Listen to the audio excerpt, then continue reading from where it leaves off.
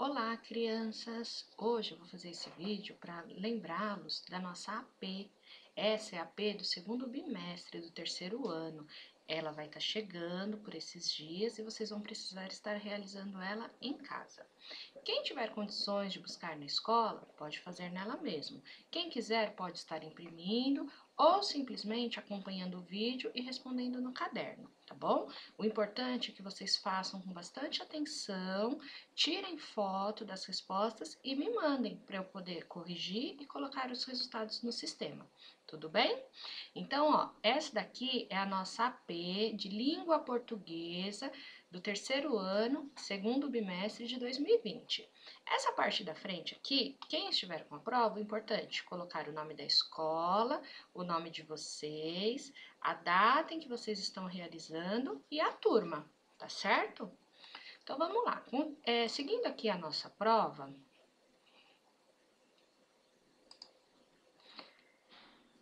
essa é a primeira questão, né? Questão número 1, escrita de uma quadrinha. Ou seja, eu vou ditar e vocês vão escrever aí, tá bom? Na hora de escrever, presta bastante atenção para evitar cometer erros. Então, ó, a quadrinha que eu vou ditar para vocês, que vocês devem escrever, com certeza vocês já conhecem, já trabalharam bastante com ela. Ela diz assim, ó, 1, 2, 3 índiozinhos, 4, 5, 6 índiozinhos, 7, 8, 9 índiozinhos, 10 num pequeno bote. Iam navegando pelo rio abaixo, quando um jacaré se aproximou. E o pequeno bote dos índiozinhos quase virou. Então, é isso que vocês devem escrever aqui, tá bom? Quem estiver com a prova, escreve aqui. Quem não estiver com a prova, estiver fazendo no caderno, escreve questão número 1 e escreve essa cantiga que a Pro acabou de fazer com vocês. Tudo bem? Ó, tá vendo que tem bastante linhas? Então não precisa fazer nada muito grudado. Pode fazer com calma, cada verso numa linha, tá? Então começa assim, ó. 1, 2, 3 índiozinhos, 4, 5, 6 índiozinhos, 7, 8, 9 índiozinhos, 10 num pequeno bote. Iam navegando pelo rio abaixo, quando um jacaré se aproximou. E o pequeno bote dos índiozinhos quase virou. Então, resolvida a questão número 1, nós vamos para a questão de número 2, tá? Aqui diz assim, ó. Leia o texto e responda as questões 2 e 3. Então, com esse texto aqui, ele vai servir para vocês responderem duas perguntas. Então, vamos lá. O título do texto é esse daqui, ó. O sapo e o escorpião. Era uma vez um sapo e um escorpião que estavam parados à margem de um rio. Você me carrega nas costas para eu poder atravessar o rio? Perguntou o escorpião ao sapo. De jeito nenhum. Você é a mais traiçoeira das criaturas. Se eu te ajudar, você me mata, em vez de me agradecer. Mas se eu te picar com meu veneno, respondeu o escorpião com uma voz terna e doce, morro também. Me dê uma carona, prometo ser bom, meu amigo sapo. O sapo concordou. Durante a travessia do rio, porém, o sapo sentiu uma picada mortal do escorpião. Por que você fez isso, escorpião? Agora nós dois morreremos afogados, disse o sapo. O escorpião simplesmente respondeu: porque esta é a minha natureza, meu amigo sapo, e eu não posso mudá-la. Então, gente, agora com esse pequeno texto, vocês vão responder para mim. As personagens do conto são somente uma dessas quatro aqui, ó, é a correta. Letra A, os personagens são o sapo e um amigo. Letra B, o escorpião e o rio. Letra C, o sapo e o escorpião. ou letra D, as criaturas e o sapo? Pensem bem, não precisa ter pressa, como eu já disse, pode estar lendo novamente, tá? Observa que aqui tem um diálogo, tem uma conversa, né? Dos personagens. Aí vocês precisam indicar para mim quais são estes personagens. Agora, a questão de número 3, também com relação a este texto aqui, tá? Ela diz assim: porque o escorpião queria que o sapo o carregasse nas suas costas. Aí vocês devem escrever o porquê que o escorpião queria ser carregado, certo? E agora, questão número 4. Leitura e escrita de texto. A criança que digitou um trecho de um poema da Cecília Meirelles no computador cometeu alguns erros. Encontre os erros que ela cometeu. Reescreva o texto corrigindo-os. Então, presta atenção. Quem está com a prova vai poder pegar o seu lápis e circular as palavras que acha que estão erradas, tá? Quem não está com a prova vai simplesmente escrever aqui, o jeitinho certo. Não precisa escrever todo o trecho de novo. Por exemplo, se vocês acham que a palavra menino está escrita errada, vocês vão escrever ela aqui, ó, menino, do jeito certo. Aí, digamos que a outra palavra que está errada é tudo. Vocês vão pegar e escrever embaixo, do jeito correto, tá? Então, o trecho do poema é o seguinte: o menino quer um burrinho que saiba dizer o nome dos rios, das montanhas, das flores, de tudo que aparecer. Então, aqui, ó, nesse trechinho, vocês vão encontrar alguns erros. Precisam ser arrumados, tá? Não adianta escrever aqui tudo de novo do jeito errado. Eu preciso que vocês escrevam da forma correta. Aqui, ó, a questão número 5 também traz para nós alguns erros, por isso que se chama Jogo dos 7 Erros. Então, ouçam com bastante atenção o que eu vou ler. Quem digitou o trecho da história, o príncipe Han e Henrique de Ferro, cometeu alguns deslizes ao escrever palavras com as letras R e S. Localize os 7 erros. Então, aqui, ó, é um trechinho de uma história que nós já trabalhamos também, que é o príncipe Han e Henrique de Ferro. A pessoa que escreveu cometeu alguns erros. Se é jogo dos 7 erros, vocês vão encontrar aqui, ó, 7 palavras que estão escritas erradas. Vocês vão precisar indicar para mim qual dessas alternativas se encontram as 7 palavras, tá? Quem estiver com a prova pode pegar o lápis e ir circulando as palavras que achar que está errada. Então, o trecho diz assim: o que é isso? Reclamou a rã. Você dorme no macio e eu aqui no chão duro? Ponha-me na cama, senão vou me queixar ao rei, seu pai.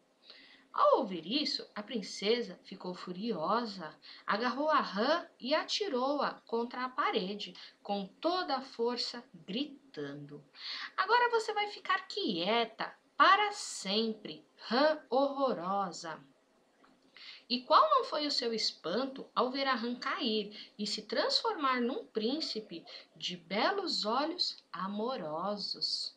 Ele contou-lhe que havia transformado em rã por artes de uma bruxa e que ninguém, a não ser a princesa, poderia desencantá-lo. Disse também que no dia seguinte a levaria ao reino dele. Depois, com o consentimento do rei, ficaram noivos. Então, pessoal, ó, nesse trechinho aqui da história, tem 7 palavras escritas erradas. Vocês vão dizer para mim se é na letra A, se é as que estão na letra B, as que estão na alternativa C ou na D, tá? Apenas uma dessas 4 aqui é a correta. Agora, a partir da questão 6 até chegar no final da prova, vocês vão ler sozinhos, tá bom?